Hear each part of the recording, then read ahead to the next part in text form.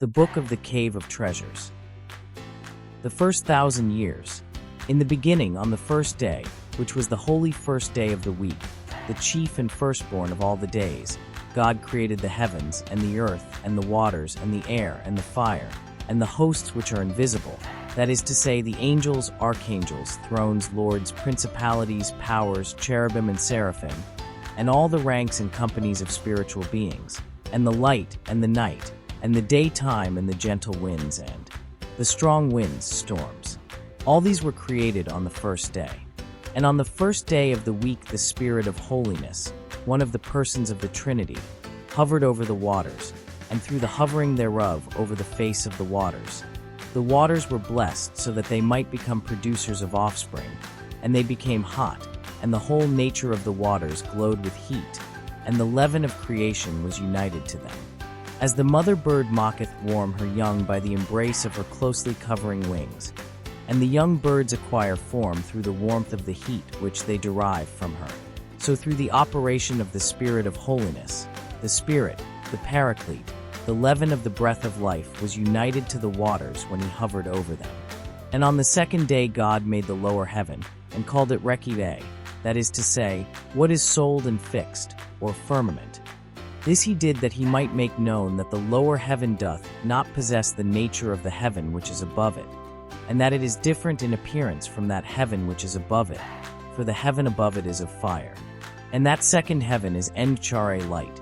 And this lower heaven is Darpidon, and because it hath the dense nature of water, it hath been called Rekibe. And on the second day God made a separation between the waters and the waters, that is to say, between the waters which were above Reki'ai and the waters which were below. And the ascent of these waters which were above heaven took place on the second day, and they were like unto a dense black cloud of thick darkness. Thus were they raised up there, and they mounted up, and behold, they stand above the Rekiba in the air, and they do not spread, and they make no motion to any side. And on the third day God commanded the waters that were below the firmament, Rekibe, to be gathered together in one place, and the dry land to appear. And when the covering of water had been rolled up from the face of the earth showed itself to be in an unsettled and unstable state. That is to say, it was of a damp, or moist, and yielding nature. And the waters were gathered together into seas that from below, corridors and shafts, and channels for the passage of the waters.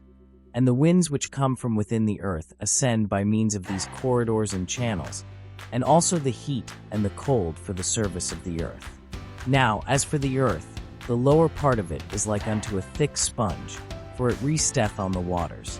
And on this third day God commanded the earth, and it brought forth herbs and vegetables, and it conceived in its interior trees and seeds and plants and roots. And on the fourth day God made the sun, and the moon, and the stars. And as soon as the heat of the sun was diffused over the surface of the earth became hard and rigid, and lost its flaccidity, because the humidity and the dampness caused by the waters were taken away from it. The Creator made the sphere of the sun of fire, and filled it with light.